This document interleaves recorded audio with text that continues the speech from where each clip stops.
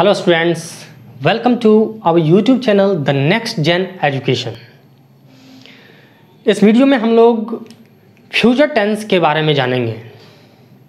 Future tense वह tense होता है जो उन एक्शन को रिप्रेजेंट करता है, उन एक्शन को एक्सप्रेस करता है जो अभी तक घटित नहीं हुआ है, या फिर उस स्टेट को बताता है जो अभी तक एग्जिस्ट नहीं कर रहा है लेकिन एक्सपेक्ट किया जाता है कि वह नियर फ्यूचर में, यानी कि अभी से कुछ समय के बाद वह घटित होगा।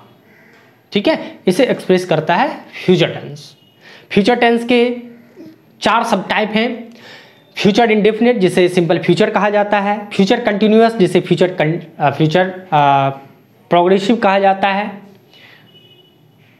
फ्यूचर परफेक्ट और फ्यूचर परफेक्ट कंटिन्यूअस, ये 4 सब टाइप हैं। इनके बारे में हम लोग इस वीडियो में डिस्कस करेंगे। तो चलिए सबसे पहले हम लोग देखते हैं फ्यूचर टेंस कहते किसको हैं, इसके डेफिनेशन को देख लेते हैं। This tense expresses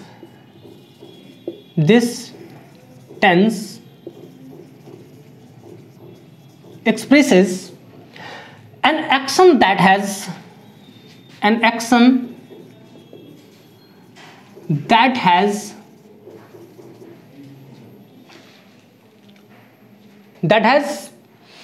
not yet happened,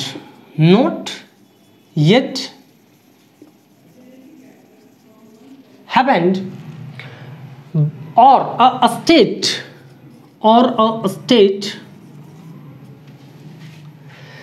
that does not exist, or a state that does not exist but is expected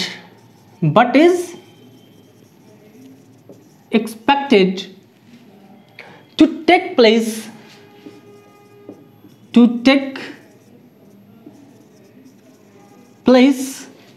after some time from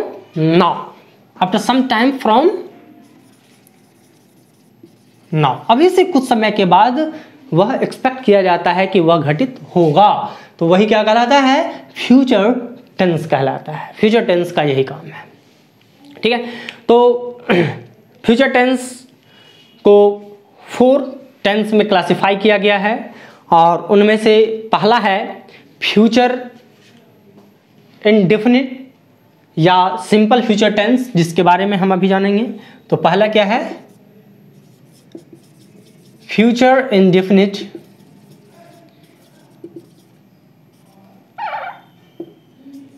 और सिंपल फ्यूचर टेंस। तो सबसे पहले इसके स्ट्रक्चर को हम जानते हैं, उसके बाद इसके यूजेस को जानेंगे। तो इसके स्ट्रक्चर में सबसे पहले हम अफर्मेटिव स्ट्रक्चर को जानते हैं। अफर्मेटिव सेंटेंस,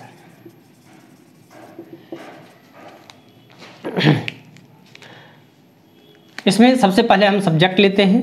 सब्जेक्ट के बाद शैल या विल आता है। शैल विल प्लस V1, और शैल विल क्या है, मॉडल ऑक्सिलरी वर्ब है, और मॉडल ऑक्सिलरी वर्ब के साथ हमेशा हम लोग वर्ब का फर्स्ट फॉर्म यूज करते हैं, प्लस ऑब्जेक्ट। तो एग्जाम्पल इसका देख लेते हैं।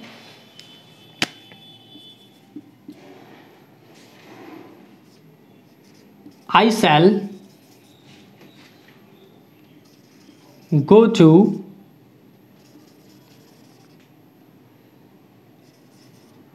Mumbai. I shall go to Mumbai.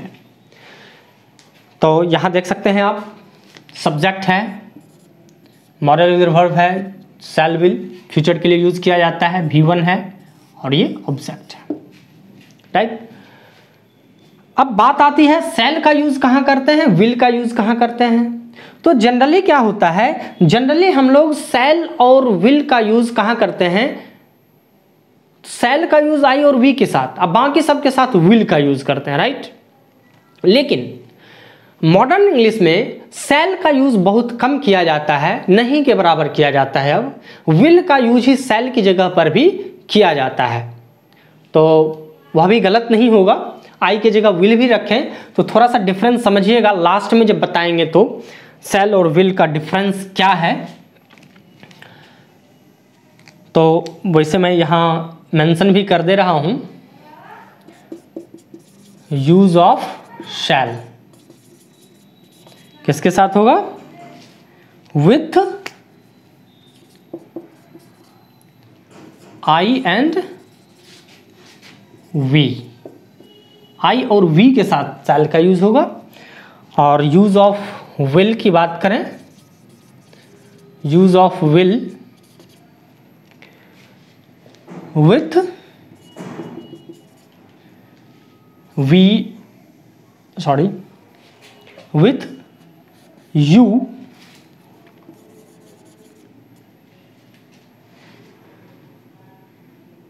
you, he, she, it, they and all other than I and we, I we को छोड़कर जितना भी है सब सब्जेक्ट के साथ, and they and all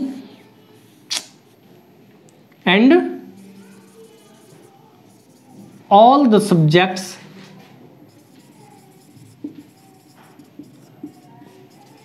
other than I and we, आई और वी के छोड़ करके सारे सब्जेक्ट के साथ हम विल का यूज फ्रीली करते हैं, राइट। तो शैल का यूज देख लिया आपने। अब हम लोग दूसरा देखते हैं। दूसरा जो सेंटेंस होगा हमारा वह होगा निगेटिव सेंटेंस।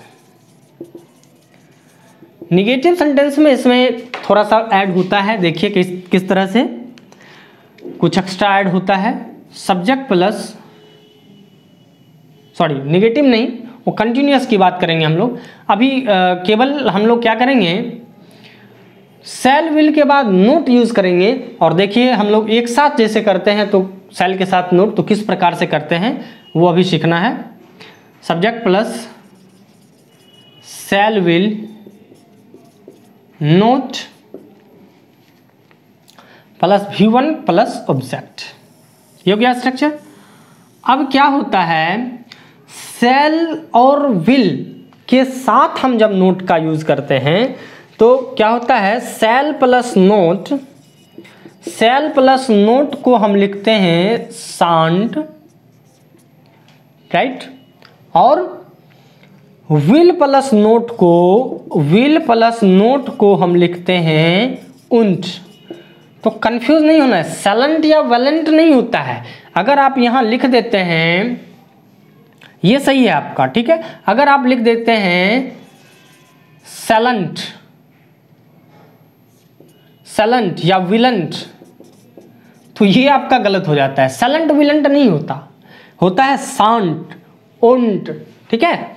तो ध्यान रखना है, यह बहुत ही इंपॉर्टेंट है, इस चीज़ को हमेशा ध्यान में रखना है। चलिए अब हम इसके एग्जाम्पल्स को देखते हैं। I shall not go to Delhi. अब शांट का यूज कर सकते हैं, जैसे I shan't go to Delhi, right. या फिर उंट का यूज कीजिए, यू उंट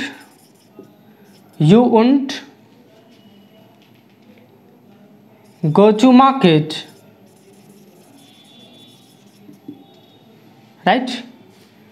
साथ में अगर करना है नोट का तो शांट और उंट का हम प्रयोग करते हैं। चलिए आगे देखते हैं हम लोग। नंबर सी है हमारा yes no question. Yes no question में क्या होता है, शैल और विल पहले आ जाएगा, जैसे पहले करते थे हम लोग।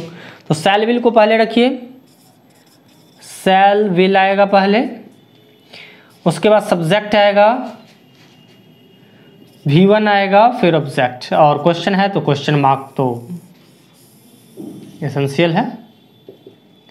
तो एग्जाम्पल देख लेते हैं। जैसे shall we play cricket? Shall we play cricket? है ना। फिर देखिए, हम अगर निगेटिव की बात करें, यस नो प्लस निगेटिव, तो इसका स्ट्रक्चर होता है बस वही दो तरह से स्ट्रक्चर, एक सब्जेक्ट के बाद नोट, एक शैल और विल के साथ नोट। तो क्या हो जाएगा इसका structure, shell will plus subject plus note, V1 object question mark. दूसरा स्ट्रक्चर भी देख लेंगे, पहले इसका एग्जांपल लिख लेते हैं। Shall we not play cricket? Shall we not play cricket? Right. फिर देखिए हम दूसरा एग्जांपल इसका देखते हैं दूसरा स्ट्रक्चर के साथ। तो shan't या won't plus subject plus V1 plus object plus question mark, ये दूसरा स्ट्रक्चर हुआ इसका। इससे भी एग्जांपल देख लेते हैं हम।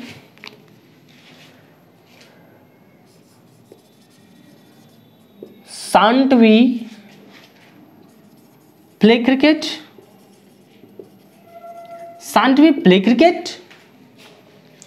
नेक्स्ट देखते हैं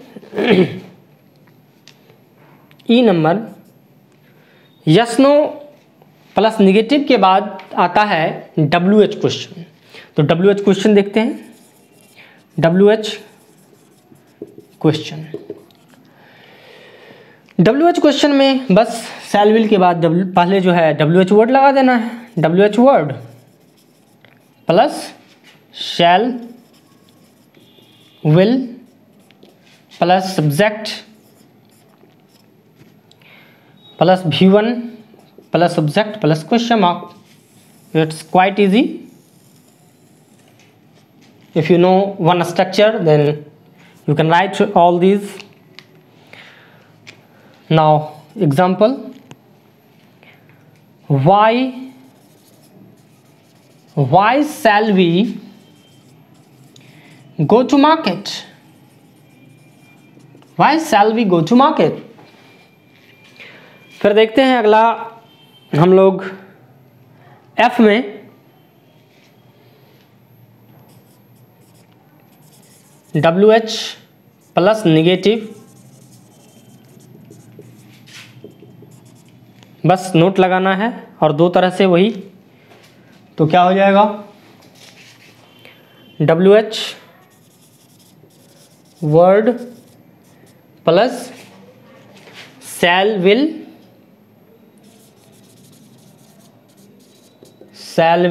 और इसके बाद नोट लगेगा, फिर सब्जेक्ट के बाद V1 ऑब्जेक्ट और question mark.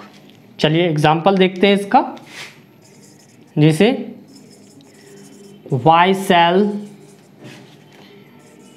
shall we not go to market? Okay. अब एक और स्ट्रक्चर इसका होगा, नोट साथ में लगेगा, तो उसके अकॉर्डिंग भी एक सेंटेंस बना लेते हैं।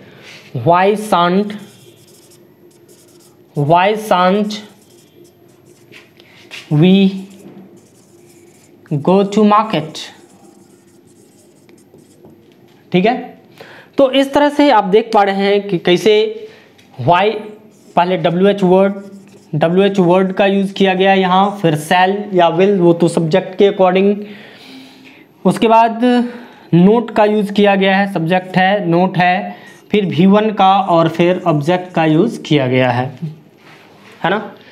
तो ये स्ट्रक्चर्स हैं सिंपल फ्यूचर टेंस का। इसके बाद इसका यूज़ देखेंगे हम लोग। ओके, तो वीडियो पॉज कीजिए और इसे नोट डाउन कीजिए। Okay,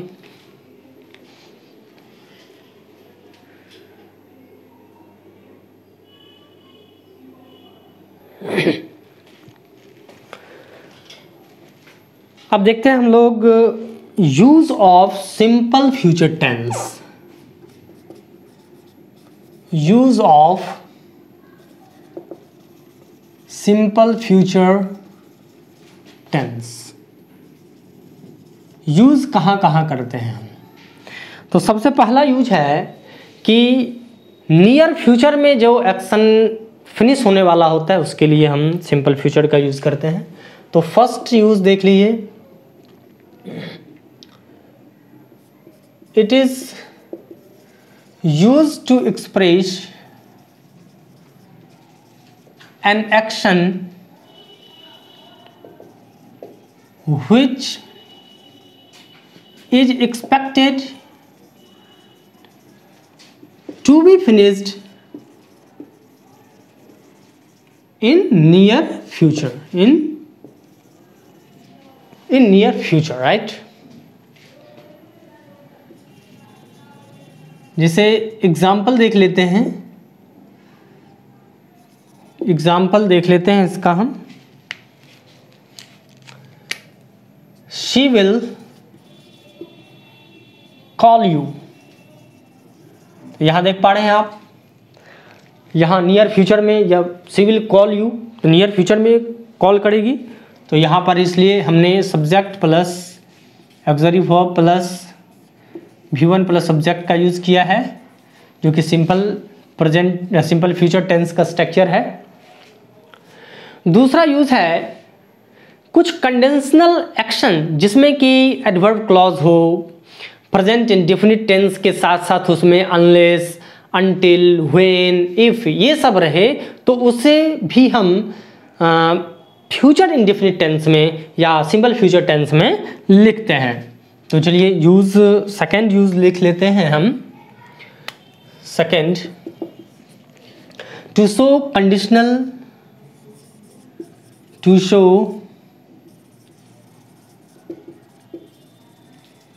show conditional actions that have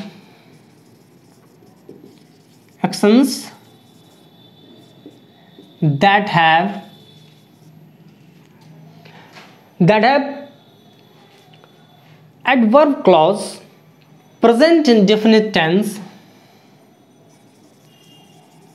adverb clause, present indefinite tense along with present indefinite tense along with क्या क्या रहेगा इसके साथ, क्या रहेगा? अनलेस रहेगा, along with unless, until, until में एक एल ही होगा, ठीक है, until, when और if, राइट। तो एग्जाम्पल चलिए देख लेते हैं। जैसे unless she works hard,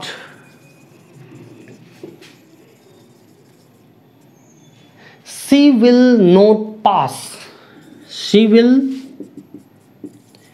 not pass। यहां आप देख रहे हैं कि यहां क्या है, यह अनलेस का यूज किया गया है, और यह क्या है, यह सिंपल प्रेजेंट है या फिर सिंपल प्रेजेंट, जिसे हमने ऊपर लिखा है प्रेजेंट इंडेफिनिट, नहीं प्रेजेंट इंडेफिनिट टेंस। तो वही प्रेजेंट इंडेफिनिट बोलिए या फिर सिंपल बोलिए, प्रेजेंट